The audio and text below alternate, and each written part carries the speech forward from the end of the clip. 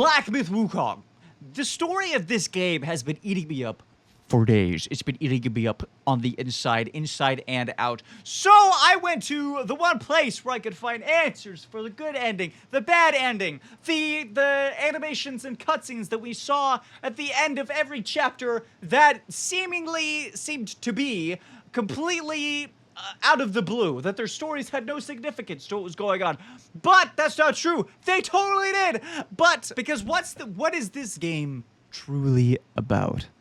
What is the game really about? The game is about liberation. It's about freedom. What does Wukong really want? What is Wukong truly after? Which is what we're going to go through today on this episode. So I know this is a bit different from what I usually do on the channel, which is board gaming stuff, but because I finished the game, I feel like we should really go through what we experienced, really. And I would love to hear your ideas, your theories, and your experiences with the game down in the comments below. I would love to read that stuff and figure out what you guys think would be is what the game was truly about. Because when I got the true ending, and a crazy cutscene played. A cutscene that goes through most of what Wukong went through in the book Journey to the West, which is what the game is based on. But you don't play as Wukong in the game. You play as the Destined One, which is another sort of reincarnation of Wukong. Well, of course, most of us already know this because it's stated pretty bluntly in the game itself. But what I really wanted to go through was what the ending meant, what the true ending meant, what the bad ending meant. Now, when looking through this and going through all of this stuff, it's really interesting because there's really no answer and really no true definition of what really happened, what it really means, because like any true, incredible story, we all have opinions, we all have different theories, and they're all valid, which is incredible. That's what a good story does. So I just want to take some time to just read some of these and just get through what some of these theories would mean, because I think there was one over here that really tickled my fancy here. Because this guy right here says, so I don't understand if something in the death loop changed after he kills the 4 heavenly kings and defeat Erlang Shen. But this guy says, in death, Wukong has stored his memory in Erlang's third eye. Many argue that the memory is the 6th relic, and the old monkey actually lied to us. So if you remember the old monkey, this guy right here, where is he? This guy who's holding Wukong's crown right here. So Erlang initially thought that, or well, not Erlang, this guy, the old monkey, initially thought that the 6th relic, because we find a relic at the end of every chapter of Wukong. And this guy believed that the 6th and final relic that we need to become Wukong, or need to, yeah, I think it's to become Wukong, right? We get all the relics of Wukong's ness, and then we suck them all into us, and we become Wukong, I guess, is what happens. But let me know down in the comments what you think actually happens. But this guy says that the 6th and final one relic is the mind, right? It's the mind of Wukong, and he says that it's already been inside us, the Destined One, the whole time. Now, other people are saying that because to get the true ending of the game, you have to kill Erlang and the 4 heavenly kings, which is the only way to do that is to be able to get through every single secret location in every chapter and do all the side stuff, which I actually did accidentally because I just love to do side stuff. So by the time I looked up how to get the true ending, I'd already done 90% of the work. But the last thing I did need to do was kill Erlang and the 4 heavenly kings. Now that fight was insanely hard, but once we did, Erlang didn't die. We defeated Erlang and the 4 heavenly kings, and we became giant stone monkey, right? But when we finally defeated him, he didn't die. His third eye, like Thanos snapped. It began to vanish into the sky kind of situation. It left its head. It turned into a memory, which we began hearing Wukong's voice. Actually, you know what? Let's listen to this right here, because we're about to, because when his eye becomes Thanos snapped, we began to hear Wukong's voice telling us about all the different things he told Erlang, I assume. Because people are guessing that the mind, the 6th relic, is his eye. And we begin to hear the mind of Wukong right here. Watch. Listen. I I hear tell this Yao Guai is I rank 1,000-fold above that king. As his sire he reveres me, and like a deity he serves me. How dare you think I'm his slave? Kindly chant the loosening spell and release that, Tathagata, so that you can take back my headband and I can be free. The court of the Yao Guai said he knew. Take back his land so that Wukong can be free. He must be somebody from the court. Great. The journey ends here. Those eyes to bring them down. Watch me rip it off and break free. So Wukong the entire time had it planned. So let's go back. What did the rest of that dude said? So many argue that the memory of the sixth relic and the old monkey actually lied to us. So when Destined One defeated Erlang, he truly collected all the relics, got Wukong's memory, and became Wukong incarnate. More importantly, with Wukong's memory, the final cinematic, the Destined One realized Wukong meant to break free from control through death. So he would never again wear the head binding like he did in the bad ending, which I have pulled up right here because I didn't see the bad ending. I didn't see that cutscene because I got the true ending first, so I don't know what the bad ending truly entailed. So let's go ahead and watch it together. Let's go ahead and see what happens if you don't defeat Erlang and do all the side stuff and the Four Heavenly Kings. So this is after you beat Wukong, or like the shell.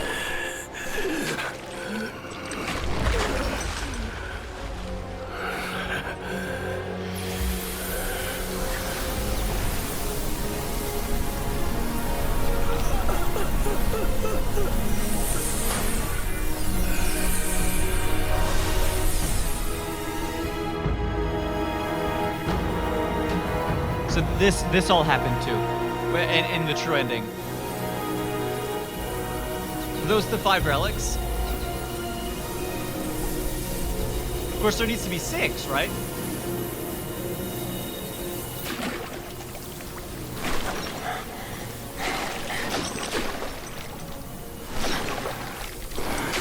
Then I guess he's gonna consume it just like he did in the true ending, right?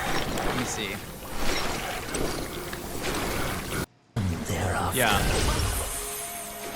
Oh wait, no, he's saying stuff. Hang on, let's listen.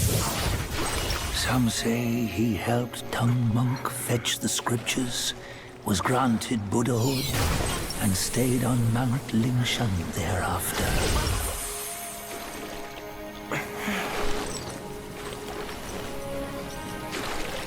Some say it was not him who was granted Buddhahood. He's saying some say about Wukong. The real him was already dead on the journey to the west.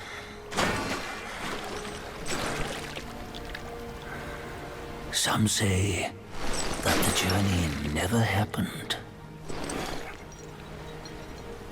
He is nothing but a monkey who lives in some storyteller's I think he said the same thing tale. in the true ending, didn't he? But now, you will hear a tale which no one has ever known.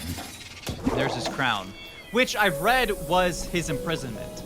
It was a symbol of his imprisonment. That in A Journey to the West, in the true ending, which we see the animation of at the end of the true ending, that crown, that crown was placed upon Wukong so that Wukong wouldn't go up against any of the heavenly, anybody in the court. He wouldn't go against anybody.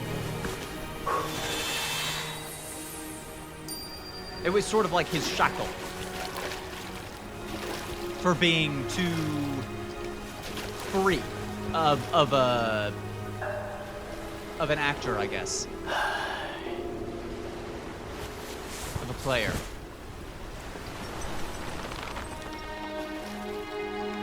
Okay, he successfully puts it on his head. That didn't happen in the true ending. In the true ending, he didn't accept it. Because because with this Destined One, never heard, he didn't defeat Erlang, and when the eye became he didn't hear any of the memories. So he never knew that Wukong's entire plan was to just be free. So he takes the symbol that Wukong had, not knowing that it would shackle him for the rest of his life. Or even if he did know that it would shackle him for the rest of his life, it would be okay because that's like Wukong's, whatever you call it, his cross to bear.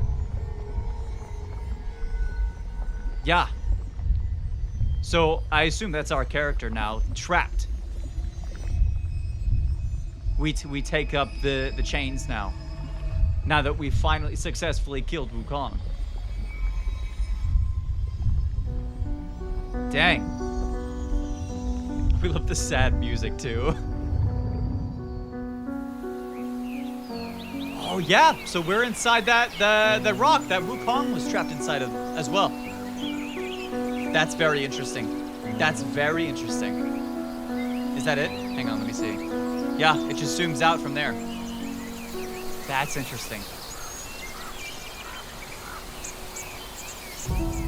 Cool.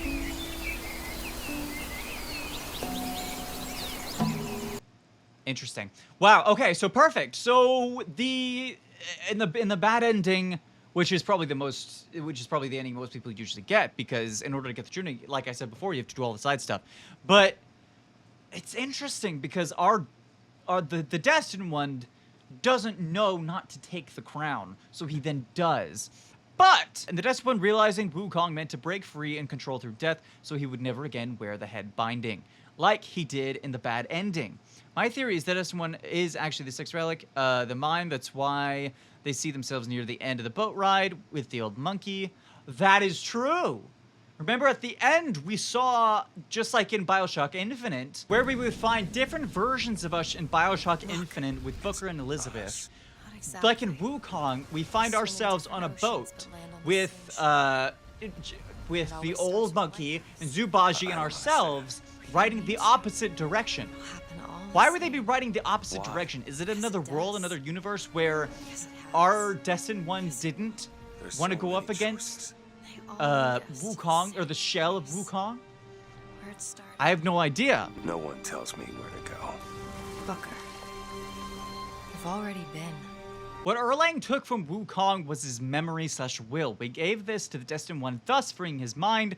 That's why the sixth relic is called Free Mind when you get it. That also makes sense, and the Chinese name the sixth relic is, I don't know how to pronounce that, which can translate to either mind or will. These are true reasons why some argue it is the fact that Erlang's eye instead of being the Destined One himself. The old monkey is the one who told us if the sixth relic is the Destined One.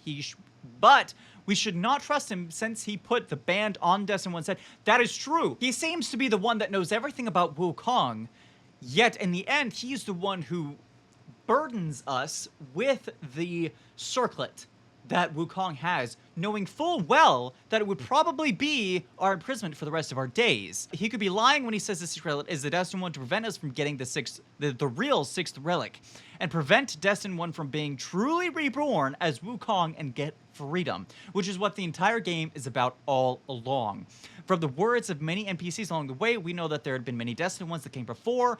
Also, when the Destined One dies and revived at the shrine, he took the form of a hare.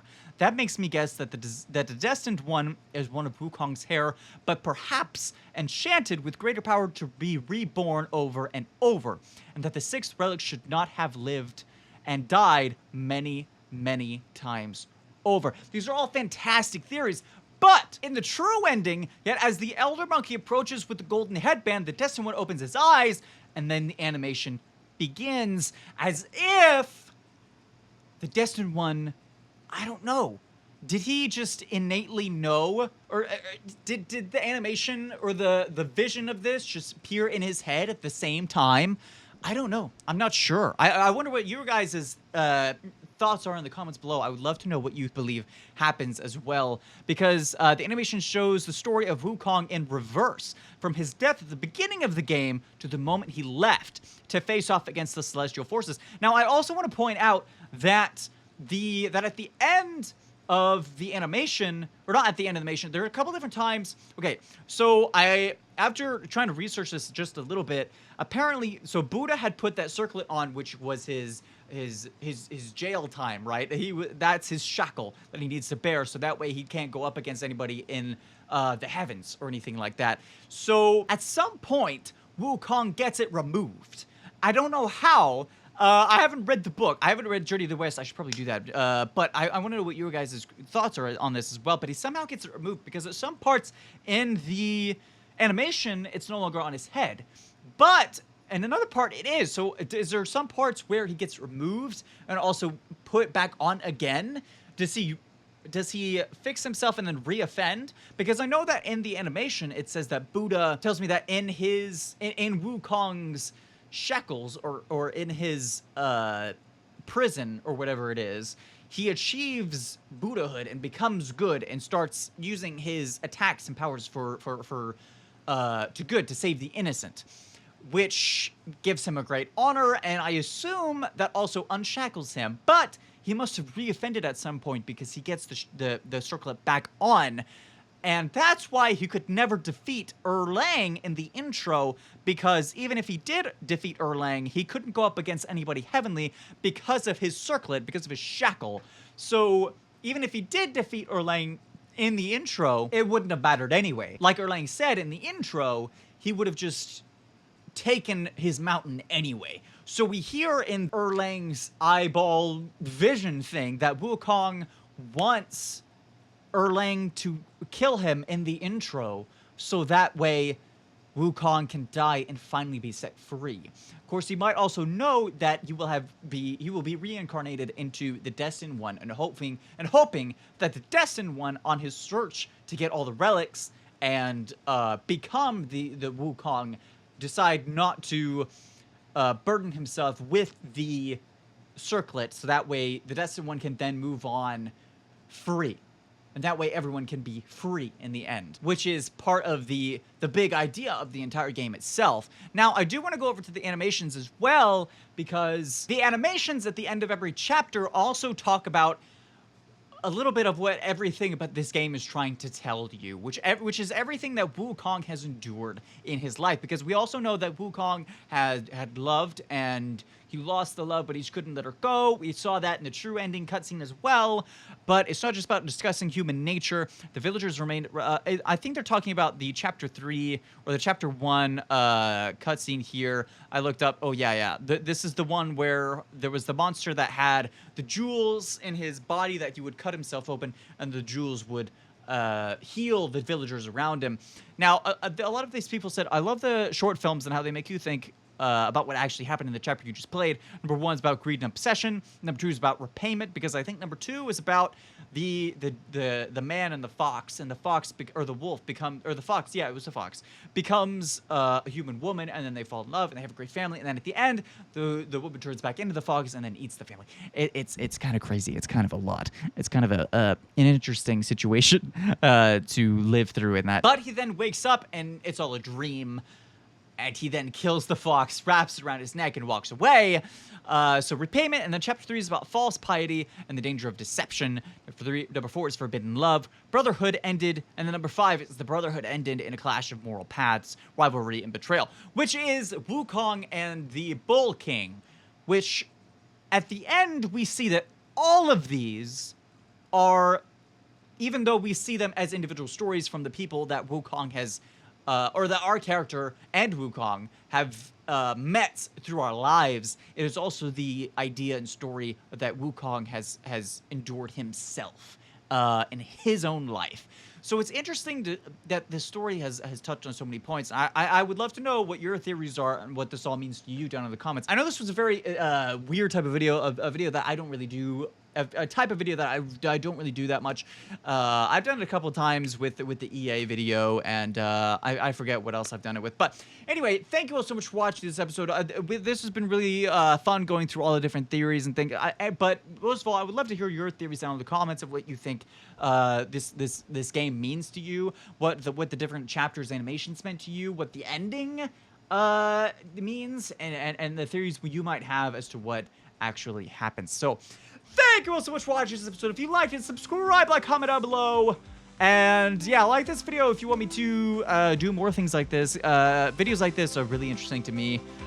Sort of in the style that Ludwig does his sort of YouTube drama and all that stuff. It's you know, it's a little bit of fun. So thank you all for watching, and I'll see you guys in the next video. Bye-bye. World feels strange, reality